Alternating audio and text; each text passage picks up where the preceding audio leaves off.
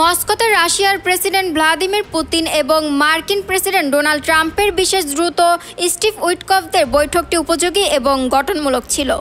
ক্রেমলিনের সহযোগী Yuri Ushakov এ তথ্য জানান।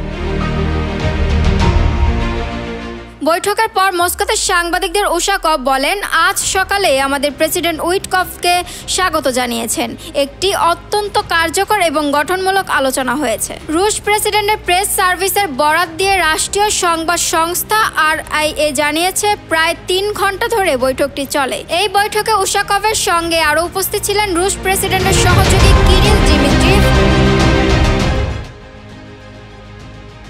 বৈঠকের পর তিনি সামাজিক যোগাযোগ মাধ্যম এক্সে এক বিবৃতিতে মস্কো সফরকে সফল বলে বর্ণনা করার জন্য উইটকফদের ধন্যবাদ জানান। দিমিত্রিভ রাশিয়ান ডাইরেক্ট ইনভেস্টমেন্ট ফান্ডের CEO দিমিত্রিভ পৃথক বিবৃতিতে বলেছেন, গঠনমূলক মার্কিন রাশিয়া সংলাপ অব্যাহত রয়েছে এবং বিশ্ব নিরাপত্তা ও শান্তির জন্য একটি অত্যন্ত গুরুত্বপূর্ণ।